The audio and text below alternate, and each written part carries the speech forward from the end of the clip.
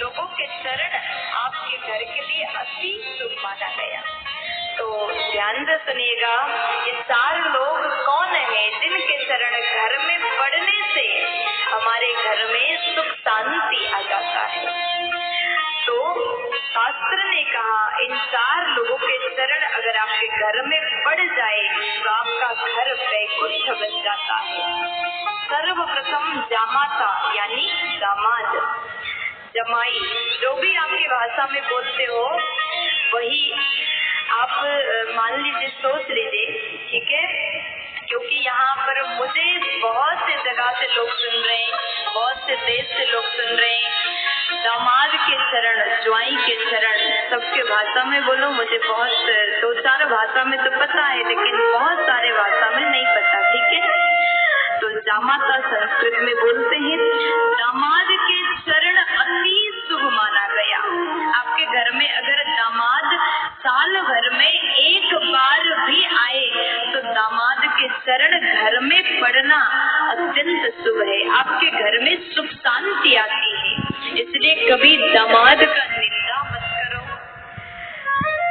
जमाई का तिरस्कार मत करो, दामाद का सम्मान करो।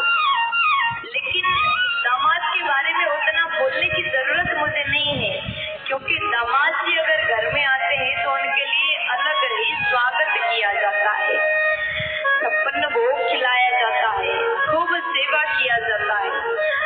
और पहले दामाद जी और दूसरे नंबर में ननंद। अब यहाँ हर भाभियों को सुनने की जरूरत है, क्योंकि ननंद ज्यादा घर में आए तो भाभियां पहले सुनती हैं।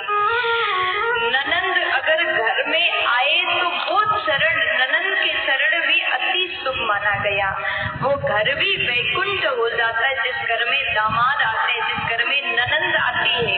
इसलिए सब भाभियां जितने मुझे सुन रहे हैं, आपके घर में भी आपकी ननंद आ जाए तो मुंह मत बनाना, जितना हो सके सेवा करना, जितना हो सके 56 भोग उनको खिलाना और कहना कि बार बार आया करो। क्योंकि ननंद अगर घर में बार बार आए, ननंद भी समझदार होती है, साल भर में एक बार आती है और किसी किसी की बहुत जल्दी हफ्ते भर में 3 बार आ जाते हैं, है ना। तो ननंद का सेवा करो, इनका चरण भी अति शुभ माना गया। तीसरे नंबर में कहा भांजा, ननंद के बेटा, भांजा के चरण भी अत्यंत शुभ है। घर में अगर भांजा आए तो भगाना मत, उनसे रूठ करके बात मत करना। भांजा के चरण भी आपके घर के लिए शुभ है, उनको भी घर में आना चाहिए। और चौथे नंबर में गुरुजन, महापुरुष, संत महापुरुष, संत महापुरुष के चरण जिस घर में पड़ता है वो साक्षात वैकुंठ बन जाता है। और संतों के चरण जिस घर में हो जाए वो घर के भाग्य खुल जाता है। उस घर के लोग